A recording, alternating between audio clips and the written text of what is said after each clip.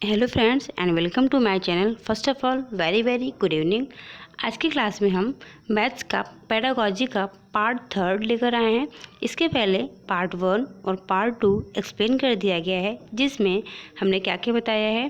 जैसे गणित शिक्षण की प्रकृति क्या होती है, गणित शिक्षण के उद्देश्य क्या होते हैं, और गणित शिक्षण के बताया था मैंने कि 2 उद्देश्य होते हैं, कि व्यापक और दूसरा क्या था, संकेत उद्देश्य था।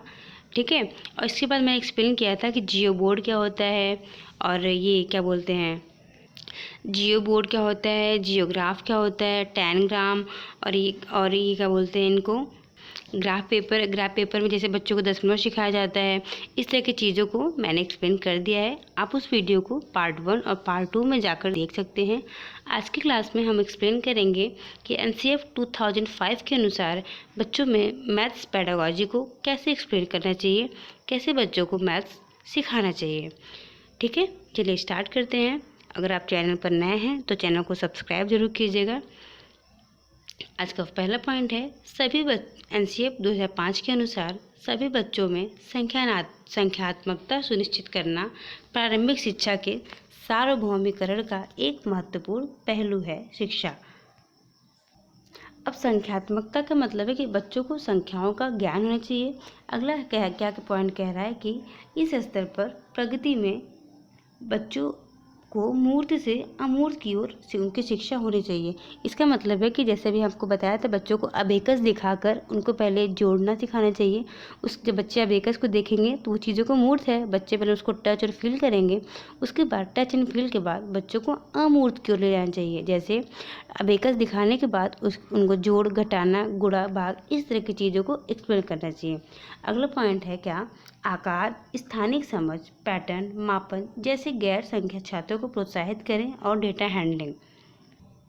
ठीक है, यहाँ पर बताया गया था क्या, बच्चों को टच एंड फील के बाद बच्चों को एब्स्ट्रैक्ट की ओर ले जाना चाहिए। ठीक है, मूर्त के बाद अमूर्त, उनको अमूर्त ज्ञान देना चाहिए। अगला है आकार, स्थानिक समझ, इन सब का ज्ञान कराना चाहिए।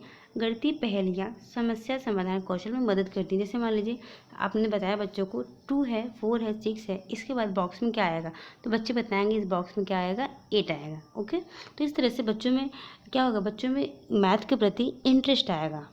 अगला क्वेश्चन क्या कह रहा है कि अगला पॉइंट है, एनसीएफ बताता है कि बच्चे गणित से डरने के बजाय उसका आनंद लेना सीखते हैं। इस तरह से हम बच्चों को खेल खेल के माध्यम से पढ़ाएंगे तो बच्चे क्या करेंगे, गणित से डरेंगे नहीं बल्कि उसका आनंद लेना सीखेंगे और उनको बहुत इंजॉय करेंगे। नेक्स्ट पॉइंट है कि बच्चे महत्वपूर्ण गणित सीखते हैं और क्या करते हैं वो, अब देखिए यहाँ पर बताया जा रहा है पॉइंट में कि बच्चे महत्वपूर्ण गणित सीखते हैं, गणित सूत्रों से कहीं बढ़कर है। ठीक है, अब देखिए बच्चों का सूत्र है, रटाया जा रहे हैं, तो ऐसा ना करते हुए हमें उनको सूत्र को रटाने से ज़्यादा हमें इस पर ध्यान देना चाहिए कि बच्चे गणित के कॉन्सेप्ट को समझ पाएँ। इससे बच्चे क्या करेंगे, गणित में इंजॉय करेंगे।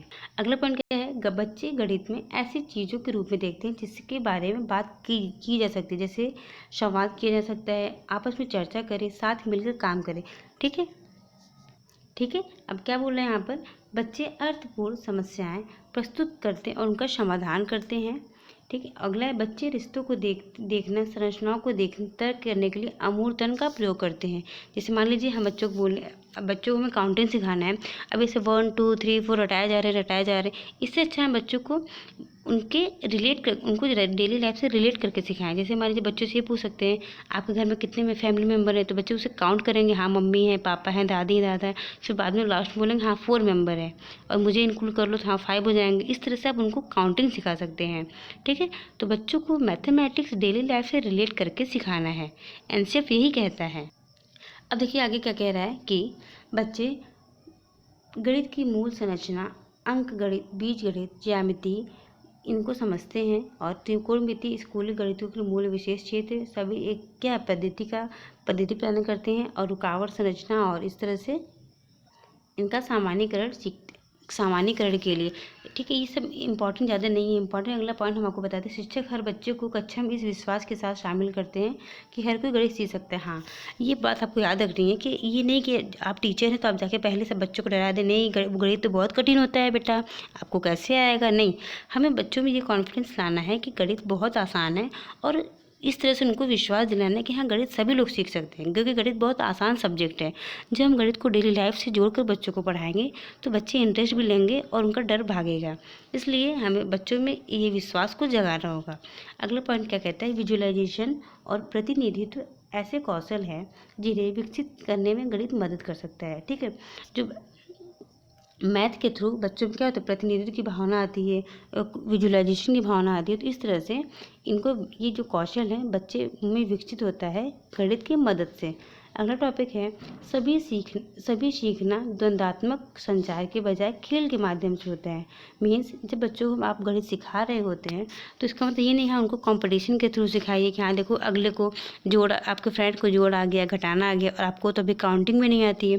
तो इस तरह से बच्चों में कंपटीशन के थ्रू नहीं सिखाना है, बच्चों को खेल खेल के माध्यम से सिखाना है। मान लीजिए उनके दोस्त का IQ लेवल चेंज हो, इसलिए उनको बहुत जल्दी सीख गए हैं, तो हमें ये चीज़ नहीं देखना है, बच्चों में नेगेटिविटी को हमें नहीं गिराना होता है, बस ओवरऑल हमें बच्चों को सिखाना होता है।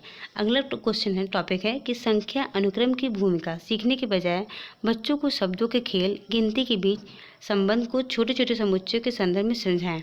मीन्स यही कहने ओवरऑल यही मतलब है कि जब भी हम बच्चों को पढ़ा रहे होते हैं तो उनको मैथमेटिक्स को डेली लाइफ से रिलेट करके पढ़ाना चाहिए। खेल खेल के माध्यम से उनको गिनती सिखाना चाहिए, जिससे बच्चे आसानी से सीख जाते हैं और मैथ को एंजॉय करते हैं।